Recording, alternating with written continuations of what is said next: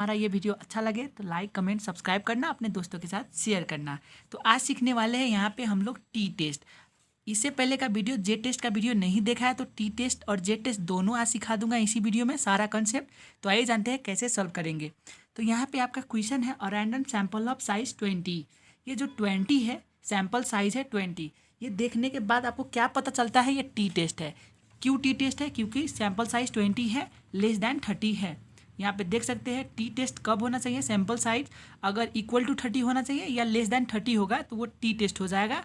Sample size अगर 30 से ज़्यादा हो तो वो क्या होता है, जे टेस्ट। तो ये क्या हो गया, 20 है, लेस दैन 30 है, तो ये क्या हो गया, टी टेस्ट। यहाँ पे देख सकते हैं टी टेस्ट के लिए क्या है, लेस दैन इक्वल टू 30 है, इसलिए ये टी टेस्ट है। तो आज क्या करने वाले हैं हम लोग, टी टेस्ट, जे टेस्ट नहीं करेंगे। From a normal population gives a sample mean दिया हुआ है एंड सैंपल स्टैंडर्ड डेविएशन भी दिया हुआ है। Test the hypothesis that the population mean भी गिवन है। तो इसका सॉल्यूशन क्या कैसे करेंगे? सॉल्यूशन करने से पहले हम लोग यहाँ पे क्या लिखते हैं, हेयर गिवन। हेयर गिवन लिखते हैं, जो गिवन है a random sample of size, sample size given है तो वही लिख लेंगे। एन इक्वल टू कितना है, 20 है। From a normal population gives a sample mean, sample mean को क्या डिनोशन देते हैं, एक्स बार देते हैं, उसका डिनोशन है 42। यहाँ पे एक्स बार कितना है, 42 है। And sample standard deviation of 6, standard deviation कितना है हमारा, 6 है। सैंपल स्टैंडर्ड डिविएशन हमारा 6 है। तो हम लोग यहाँ पे एस इक्वल टू कितना लिखेंगे, 6 लिखेंगे। ठीक है, आप भी स्मॉल एस लिखिएगा। क्यों लिखिएगा स्मॉल एस, वो आगे आपको पता चल जाएगा। या स्टैंडर्ड डेविएशन इक्वल टू 6 लिख सकते हैं। यहाँ पे दिया हुआ है test the hypothesis that the population mean is 44। Population mean का जो डिनोशन होता है वो होता है mu naught is equal to 44, आपको गिवन है। ठीक है, तो आपको इस तरह से लिख लेना है गिवन। यहाँ पे इतना लिखने के बाद आप लोग क्या करेंगे, स्टेप 1 लिखेंगे। यहाँ पे स्टेप 1 हमेशा लिखना होता है। आपने जे टेस्ट भी लिखा, जे टेस्ट आप पढ़ लेंगे तो वहाँ पे आपको बताया गया है क्यों लिखते हैं। यहाँ हमेशा लिखना होता है, आप जे टेस्ट करें या टी टेस्ट करें। यहाँ पे क्या लिखेंगे, नूल हाइपोथेसिस। ठीक है, नूल हाइपोथेसिस इस तरह करके, नूल हाइपोथेसिस को हम लोग एच नोट से डिनोशन करते हैं। आप भी एच नोट दे दे, उसके बाद सच डैट दे, उसके बाद mu is equal to mu naught होता है। म्यू नॉट कितना है हमारा, 44 है। जे टेस्ट में भी यही करेंगे, टी टेस्ट में भी यही करेंगे। तो म्यू इक्वल टू 44 हो गया। आप भी यहाँ म्यू नॉट जितना होगा इतना यहाँ पे लिख देना है। इतना करने के बाद इसमें क्या लिखना होता है, डैट इज कितना है हमारा, ये कितना है हमारा देख सकते हैं, random sample of size 20 from a normal population gives a sample mean of 44 and sample standard deviation of 6। Test the hypothesis that the population mean is 44। So population mean is 44, यहाँ पे लिख सकते हैं दैट इज पॉपुलेशन। हमारा mean कितना है, ये mu naught कितना है, पॉपुलेशन मीन इज 44। ये लैंग्वेज है, आपको एग्जाम में लिखना ही होता है इस तरह से, लैंग्वेज है, आप भी लिख लीजिएगा पॉपुलेशन मीन इज 44। ठीक है, इस तरह से लिख लीजिएगा। इस तरह से लिखने के बाद स्टेप 1 हो चुका है हमारा कंप्लीट। अब जाएंगे स्टेप 2 में। स्टेप 2 में क्या करते हैं, अल्टरनेटिव हाइपोथेसिस लिखते हैं। ये हमेशा लिखना होता है, स्टेप 1 स्टेप 2 हमेशा लिखना होता है। ये लैंग्वेज कुछ भी चेंज नहीं करना है। अल्टरनेटिव हाइपोथेसिस, अल्टरनेटिव हाइपोथेसिस को मैं H1 डिनोशन देता हूँ। आपके बुक में H1 भी हो सकता है, HA भी हो सकता है, आप लोग वो ख्याल करिएगा। उसके बाद म्यू इज इक्वल टू, यहाँ पे थोड़ा लफड़ा होगा। ठीक है, इसके बाद आपको कुछ समझना होगा। यहाँ पे हम लोग क्या करते थे जे टेस्ट में, ये आपका जे टेस्ट में हम लोग क्या करते थे, ये 1 टेल टेस्ट था कि 2 टेल टेस्ट था वो पता लगाते थे। कैसे पता लगाते थे, आपको 1 टेल टेस्ट है या 2 टेल टेस्ट, इस तरह से पता लगाते थे। Technique of identifying 1 tail and 2 tail test है। ठीक है, अगर क्वेश्चन में ऐसा कोई वर्ड हो, less than, more than, greater than, smaller than, taller than, superior, inferior, increase, decrease, at least, at must, only, improve, question में अगर ऐसा कोई वर्ड दिया हो तो कहते हैं 1 टेल टेस्ट, अदरवाइज मानते हैं 2 टेल टेस्ट। तो देखते हैं क्वेश्चन में ऐसा कोई वर्ड है या नहीं। Random sample of size 20 from a normal population gives a sample mean of 42 and sample standard deviation of 6। Test the hypothesis that the population mean is 44। Less than, more than कुछ भी नहीं है इसमें। सो 1 tail test नहीं हुआ, ये हो गया 2 टेल टेस्ट। अब 2 टेल टेस्ट में हम लोग अल्टरनेटिव हाइपोथेसिस क्या करते हैं वो आपको दिखा दूँ। देखिए, टू टेल टेस्ट में हम लोग लिखते हैं H1 such that mu is not equal to mu naught लिखते हैं, mu is not equal to mu naught हमारा कितना है यहाँ पे 44 है, वो 44 लिख देंगे। क्यों लिखेंगे ये? क्योंकि हमारा ये टू टेल टेस्ट है। अगर वन टेल, अब देखिए अगर ये हमारा वन टेल टेस्ट होता, सपोज ये कोई इसमें से जो है लेस दैन मोर दैन यहाँ पे क्वेश्चन में कुछ होता तो वो हो जाता है वन टेल टेस्ट। अब वन टेल टेस्ट का भी दो कंसेप्ट है, वो राइट टेल टेस्ट होता है, लेफ्ट टेल टेस्ट होता है। अब कैसे जानेंगे राइट टेल टेस्ट कौन सा है? ये लिखेंगे कि ये लिखेंगे इस लाइन में, ये जो है म्यू, ये जो लाइन है अल्टरनेटिव हाइपोथेसिस जो है वो कैसे जानेंगे हम लोग कि क्या लिखना है? ये तो टू टेल टेस्ट में आप लोग ये लिख दिए, ठीक है, क्योंकि क्वेश्चन में हमारा मोर देन लेस देन नहीं था। अगर वन टेल टेस्ट होता, वन टेल टेस्ट के लिए दो कंडीशन है, एक लेफ्ट टेल टेस्ट हो सकता है, एक राइट टेल टेस्ट हो सकता है। अब ये लिखने के लिए हमारा x bar is less than equal to mu naught होना पड़ा। जो हमारा एक्स बार है, ये एक्स बार है, इसका लेस दैन, ये 42 है, ये म्यू नॉट 44 है, ये लेस दैन है, तो हम लोग क्या लिखते हैं? H1 such than mu is less than mu naught. यहाँ पे क्या लिखते हैं? म्यू इज लेस दैन 44 लिखते हैं। अगर लेफ्ट टेल टेस्ट होता तो x bar is less than mu naught होता, तो यहाँ पे x bar is less than mu not ही है। अगर लेफ्ट टेल टेस्ट होता तो हम लोग म्यू इज लेस दैन 44 लिखते हैं। यहाँ पे म्यू इज लेस दैन का साइन देके 44 लिखते, ठीक है। अगर x bar is greater then mu naught होता, अगर एक्स बार ये 44 होता, ये 42 होता, अगर वन टेल टेस्ट होता तो हम लोग राइट टेल टेस्ट लिखते, mu is greater then mu not, अर्थात यहाँ पे लिखते म्यू इज ग्रेटर दैन 44। ये सब कंसेप्ट मैंने आपको जे टेस्ट में सिखाया है, जे टेस्ट का भी वीडियो देख लेंगे तो जे टेस्ट कंप्लीटली समझ जाएंगे। तो इतना लिखने के बाद हम लोग यहाँ पे क्या करते हैं? फिर से वही लैंग्वेज लिखते हैं नेगेटिव में। इस जो यहाँ पे होगा उसका नेगेटिव लिख देंगे। जैसे यहाँ पे लिखे थे पॉपुलेशन मीन इज 44, यहाँ पे लिख देंगे पॉपुलेशन मीन इज नॉट 44, ठीक है। वही यहाँ पे लिख देंगे पॉपुलेशन मीन इज नॉट 44, ठीक है। आई होप आप लोग समझ गए होंगे। इतना समझने के बाद आपका स्टेप 2 भी हो चुका है कंप्लीट। अब चलते हैं स्टेप 3 में। आपको स्टेप 1 स्टेप 2 सेम करना है आपको जेड टेस्ट में भी, ठीक है। स्टेप 3 कुछ भी चेंज नहीं है, स्टेप 1 स्टेप 2 में कुछ भी चेंज नहीं है जेड टेस्ट में। अब स्टेप 3 में थोड़ा चेंज हो जाता है, टेस्ट स्टेटिस्टिक्स, ठीक है। ये लिख लेंगे, आपको लैंग्वेज ये लिखना ही है हमेशा, ये हमेशा लिखेंगे। आपको जेड टेस्ट में भी लिखेंगे H0 test statistic test statistics is given by लिख के इसके बाद क्या करेंगे? हम लोग टी टेस्ट का फॉर्मूला लगाएंगे। टी टेस्ट का फॉर्मूला क्या होता है आप लोगों को पता हो या ना हो, मैं बताता हूँ।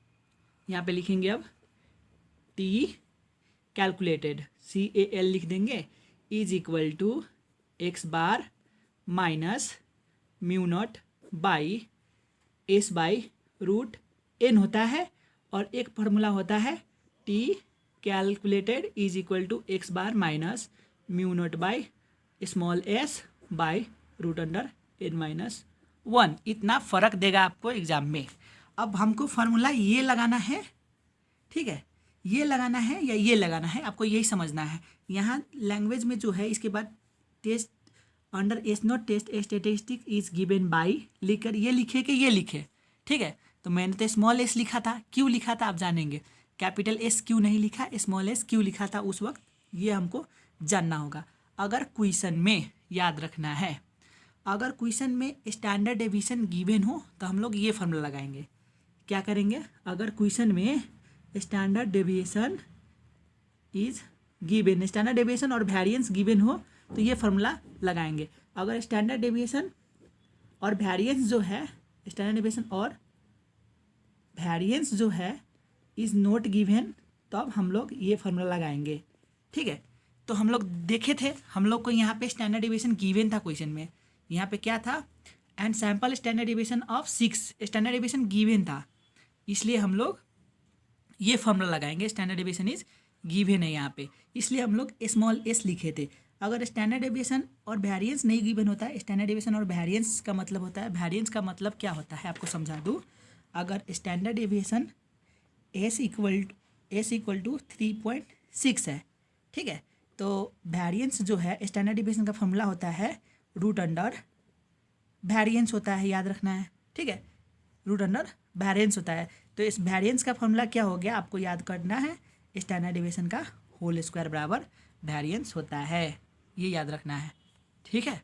अगर वेरिएंस आपका 5 है तो स्टैंडर्ड डिविएशन कितना हो जाएगा, रूट अंडर 5 हो जाएगा, ठीक है। स्टैंडर्ड वेरिएंस अगर 5 है तो स्टैंडर्ड डिविएशन रूट 5 हो जाएगा। अगर स्टैंडर्ड डिविएशन 5 है तो वेरिएंस कितना होगा ना, 5 का स्क्वायर करेंगे तो वेरिएंस 25 हो जाता है। इस तरह से दिया होता है क्वेश्चन में गिवन। तो इतना समझ गए होंगे, हमको ये फॉर्मूला लगाना है। अब स्टैंडर्ड डिविएशन और वेरिएंस नॉट गिवन कैसा क्वेश्चन आएगा, आपको क्वेश्चन भी दिखा दूँ। देखिए हम लोग को ये गिवन है, इसलिए हमने ये फॉर्मूला लगाया, अभी ये क्वेश्चन कर रहे हैं। अगर स्टैंडर्ड ये क्वेश्चन देख ले 2 में हमारा स्टैंडर्ड डिविएशन गिवन नहीं है ये, तो इसमें हमारा क्या होगा, t calculated is equal to x bar minus mu not by s by root n, ये हो जाएगा फार्मूला इसमें। क्योंकि a company claim that the life its electric bulb is 28, t test हो गया, और random sample of 10 bulb has the following life in month. यहाँ पे दिया हुआ नहीं है स्टैंडर्ड डिविएशन, स्टैंडर्ड डिविएशन निकालना है, इसलिए हम लोग ये फॉर्मूला लगाएंगे। इसका वीडियो मैं नेक्स्ट वीडियो में बना दूंगा, अभी हम लोग ये क्वेश्चन कर रहे हैं, ठीक है। ये क्वेश्चन नेक्स्ट वीडियो में करूँगा तो आपको वहाँ पे बता दूंगा। आप सोचेंगे कि स्टैंडर्ड डिविएशन इसका कैसे निकालेंगे, तो आप लोग सिंपली 9-10 में पढ़े होंगे, ये इंडिविजुअल सीरीज़ है, इंडिविजुअल सीरीज़ का आपको स्टैंडर्ड डिविएशन निकालने आता होगा। स्टैंडर्ड डिविएशन निकालने फिर से प्रोसेस सेम टू सेम कर लेंगे। इसका वीडियो मैं नेक्स्ट वीडियो बना दूंगा, वहाँ से देख लेना ये 2 नंबर का क्वेश्चन, ठीक है। ये 1 नंबर का अभी मैं कर रहा हूँ, तो अभी ये समझ ले।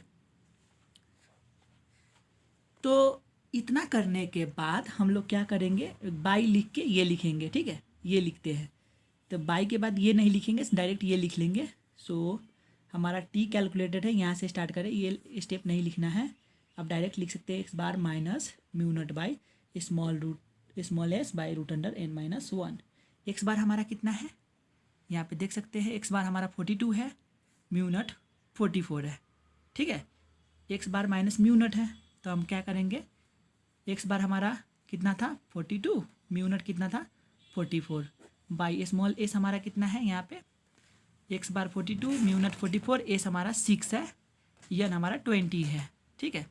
तो वही लिख लेंगे 6 बाई रूट अंडर 20 माइनस 1। तो 42 माइनस 44 करेंगे तो -2 हो जाएगा, बाई 6 बाई रूट अंडर 19 हो जाएगा, घटाएंगे तो यहाँ से हमारा टी कैलकुलेटर कितना आ जाएगा, कैलकुलेटर कर लेंगे, हम लोग के पास कैलकुलेटर तो होता ही है। तो कैलकुलेट करने के बाद यहाँ पे देख सकते हैं -1.45 आ जाएगा, वही लिख लेंगे हम लोग यहाँ पे -1.45, ठीक है। हमारा जो टी कैलकुलेटेड है यहाँ पे -1.45 आ गया है, तो हम लोग क्या करेंगे, इसको टी कैलकुलेटर को मोडलेस में रखेंगे तो ये भी हमारा पॉजिटिव हो जाएगा। नेगेटिव भी आएगा तो हम लोग क्या करेंगे, यहाँ पे पॉजिटिव ही रखेंगे, ठीक है। पॉजिटिव आएगा तो फिर भी पॉजिटिव रखेंगे, नेगेटिव आएगा तो फिर भी पॉजिटिव ही रखना है। इतना करने के बाद हमारा हो चुका है स्टेप 3 कंप्लीट। अब चलेंगे हम लोग स्टेप 4 की तरफ। स्टेप 4 में क्या होता है, ये स्टेप 4 में क्या होता है टी टेस्ट में, अब यहाँ पे लेवल ऑफ सिग्निफिकेंस लिखेंगे, लेवल ऑफ सिग्निफिकेंस, ठीक है। क्वेश्चन में देखेंगे लेवल ऑफ सिग्निफिकेंस आपका गिवन है या नहीं, अगर नहीं है तो एज्यूम कर लेंगे, अल्फ़ा एज्यूम कर लेंगे। यहाँ पे देख सकते हैं ये जो हमारा क्वेश्चन था, a random sample of size 20 from a normal population gives some sample mean, sample standard deviation, this is the hypothesis that the population mean is 44। आपको यहाँ पे लेवल ऑफ सिग्निफिकेंस का कोई जिक्र नहीं है, इसलिए लेवल ऑफ सिग्निफिकेंस हम लोग हमेशा 5% मानते हैं। तो हम लोग क्या करेंगे, यहाँ पे लेवल ऑफ सिग्निफिकेंस को एज्यूम करेंगे 5%, ठीक है। इसको 5% को ब्रेक करेंगे नंबर में तो 5/100 हो जाता है, डिवाइड 100 से हमेशा कर देंगे तो कितना हो जाएगा, इसको हम डिवाइड करेंगे तो 0.05 हो जाएगा। इतना करने के बाद इसमें अब क्या निकालना होता है, डिग्री ऑफ फ्रीडम। ये हम लोग जेड टेस्ट में नहीं निकालते थे, इसमें निकालना होगा degree of freedom. Degree of freedom का डिनोशन होता है DF। इसका जो फार्मूला होता है डिग्री ऑफ फ्रीडम का, उसका फार्मूला होता है n-1। n हमारा कितना था 20 था ना, हम लोग का n जो था यहाँ पे देख सकते हैं n गिवन था 20, तो 20 - 1 कर देंगे, हमारा डिग्री ऑफ फ्रीडम कितना हो जाएगा 19 हो जाएगा। 20 - 1 = 19 हमारा हो चुका है। इतना करने के बाद हम लोग यहाँ से क्या करेंगे, अब टी टेबुलेटेड वैल्यू निकाल लेंगे, ठीक है। सो टी टैब हम लोग का जो होगा, टी टैब मॉडुलस में लिखेंगे इसको, ठीक है। टी टैब इक्वल टू हम लोग इसको निकालते हैं, किससे निकालते हैं, टेबल से निकालते हैं। तो टेबल आइए जानते हैं कैसे निकालेंगे। तो आपको याद रखना है, ये हमारा टेबल जो है, ये हमारा इस प्रकार का टेबल होगा, यहाँ पे टेबल है, ठीक है। तो टेबल निकालने के लिए आपको क्या होना पड़ा, डिग्री ऑफ फ्रीडम होना पड़ा, 1 टेल टेस्ट 2 टेल टेस्ट होना पड़ा। तो ये हमारा जो टेस्ट था, ये कौन सा टेस्ट था, 2 टेल टेस्ट था। क्यों था, यहाँ पे देख सकते हैं हम लोग का जो अल्टरनेटिव हाइपोथेसिस था 2 टेल टेस्ट था, इसलिए हम लोग 44 नॉट इक्वल टू लिखा था इसने। यहाँ पे देखिए, यहाँ पे देख सकते हैं ये कंडीशन है, नॉट इक्वल टू लिखे हुए तो वो 2 टेल टेस्ट हुआ। Mu is greater then mu naught लिखते तो राइट टेल टेस्ट होता, mu is less than mu naught होता तो लेफ्ट टेल टेस्ट होता, अर्थात 1 टेल टेस्ट होता। 1 टेल टेस्ट के लिए ये दोनों लिखते हैं, 2 टेल टेस्ट के लिए ये लिखते हैं। तो यहाँ पे नॉट इक्वल टू है तो वो तो हमारा 2 टेल टेस्ट था, इसलिए लिखे थे। तो यहाँ पे क्या है, डिग्री ऑफ फ्रीडम जो है हमारा 19 है, 5% लेवल ऑफ सिग्निफिकेंस है, 2 टेल टेस्ट है। आइए जानते हैं हमारा कितना है। यहाँ पे ये टी टेबल है, आपको ये डिग्री ऑफ फ्रीडम लिखा हुआ है, डिग्री ऑफ फ्रीडम हमारा 19 है, ठीक है। उसके बाद लेवल ऑफ सिग्निफिकेंस हमारा 5% है, ठीक है। 5% यहाँ पे देखिए, यहाँ पे 2 टेल टेस्ट है, 1 टेल टेस्ट है। 2 टेल टेस्ट के लिए ये 10% है, 5% है। तो यही रो में हमको ये कॉलम जो है, ये कॉलम में देखना है 19 में। तो 19 हमारा यहाँ है और 5% हमारा यहाँ है, देख सकते हैं 19 यहाँ है डिग्री ऑफ फ्रीडम, इसके सामने हमारा जो है 5% यहाँ पड़ता है, क्योंकि 2 टेल टेस्ट है। 2 टेल टेस्ट को लेना है, 5% ऊपर का लेना है, ऊपर का लेंगे तो हमारा कितना पड़ेगा, 2.093 पड़ेगा। यही है हमारा 2.093 2 टेल टेस्ट में। तो यही लिख देंगे, हमारा टी टैब हो गया, ठीक है। टी टैब हमारा कितना है, 2.093 है, तो वही लिखेंगे 2.093। क्लियर, आप लोग को आई होप देखने आ गया होगा। अगर लेफ्ट टेल टेस्ट होता तो वो तो हमारा 1 टेल टेस्ट हो गया। अगर 1 टेल टेस्ट हो गया तो लेवल ऑफ सिग्निफिकेंस जो होता 5% का यहाँ पे है और 19 यहाँ पे है, तो हम लोग क्या लेते हैं, 1.729 लेते हैं अगर 1 टेल टेस्ट होता तो, ठीक है। यहाँ पे टी टाइप कितना लिखते हैं, 1.729 लिखते हैं। तो ये करना है लेवल ऑफ सिग्निफिकेंस में। एज्यूम 5% करेंगे, या 5/100 इज इक्वल टू 0.05 नहीं भी करेंगे तो कोई फ़र्क नहीं पड़ेगा, कर भी लेंगे तो कोई फ़र्क नहीं पड़ेगा टी टेस्ट में, पर जे टेस्ट में हमेशा ऐसा करना होता है, ठीक है। तो टी टैब ये वैल्यू कहाँ से आया, टेबल से आया, आप लोग समझ गए होंगे। अब चलते हैं लास्ट स्टेप में, स्टेप 5 है, वो समझ गए तो ख़त्म, इंड हो गया ये। अब हम हैं लास्ट स्टेप में, स्टेप 5, ठीक है। तो स्टेप 5 में क्या लिखते हैं हम लोग, कंपैरिजन एंड डिसीजन लिखते हैं हमेशा, ठीक है। बुक में कोई स्टेप 5 में लिखता है कंपैरिजन, स्टेप 6 में डिसीजन लिखता है, आप लोग को घबराना नहीं है। तो सीन्स यहाँ पे लिख लेंगे, सीन्स, ठीक है। टी टैब इधर लिख ले, मॉडुलस का साइन दे दे, इधर लिख ले टी कैलकुलेटेड, लिख के मॉडुलस का साइन दे दे, TCAL TTAB tab, T calculated लिख ले, इस तरह से लिख ले। अब टी टैब बड़ा था कि टी कैलकुलेटेड, हम लोग फिर से उसी तरह से जाएंगे। टी टैब बड़ा था कि टी कैलकुलेटेड, तो यहाँ पे टी टैब बड़ा है, टी कैलकुलेटेड से ये बड़ा है, 2.093 है, 1.45 है। T5 अर्थात टी टैब बड़ा है, तो टी टैब बड़ा है तो हम लोग क्या करेंगे, इस तरह से दिखा देंगे, टी टैब बड़ा है, इस तरह से दिखा देंगे, ठीक है। तो आप टी टैब बड़ा है तो इस तरह दिखा देंगे, टी टैब लेस देन होता तो लेस देन का साइन देते, ख़त्म। इतना करने के बाद यहाँ पे लिखते hence it is not significant. ये लैंग्वेज किस तरह से लिखते हैं वो आपको समझा दूंगा। So we accept null hypothesis H naught and we reject alternative hypothesis। आपको इस तरह से लिखना है, आपको इतना याद रखना है, अगर t tab is greater than equal to t calculated हो गया तो ये लैंग्वेज हमेशा याद रख ले, ठीक है, हमेशा। अगर t tab is less than t calculated हो जाता तो क्या लिखते हैं, it is significant, so we reject null hypothesis H naught and we accept alternative hypothesis H1, ठीक है। तो यहाँ पे क्या है, ग्रेटर देन है। अगर इक्वल टू आता, दोनों इक्वल टू आ जाएगा, ग्रेटर देन इक्वल टू आ जाएगा तो क्या करेंगे, यही लैंग्वेज लिखेंगे, सेम लिखेंगे। अगर ये बड़ा हो जाएगा तो साइज सिंबल इस तरह से लेस देन दे देंगे और लिख देंगे it is significant, so we reject null hypothesis s naught and we accept alternative hypothesis H1। ठीक है, जस्ट अपोजिट कर देना है। अगर ये ग्रेटर है तो इट इज़ नॉट सिग्निफिकेंट लिख देना है, so we accept null hypothesis and we reject alternative hypothesis. अगर ये ग्रेटर है तो इसका जस्ट अपोजिट कर देंगे तो हमारा पूरा फुल मार्क्स मिल जाएगा। आई होप आप लोग वीडियो समझ गए होंगे। वीडियो समझ गए होंगे तो लाइक कमेंट सब्सक्राइब करें हमारे चैनल को। मिलता हूँ दूसरे वीडियो में, अभी के लिए टाटा बाय बाय। हमारे चैनल को सब्सक्राइब करो, अपने दोस्तों के साथ शेयर करो।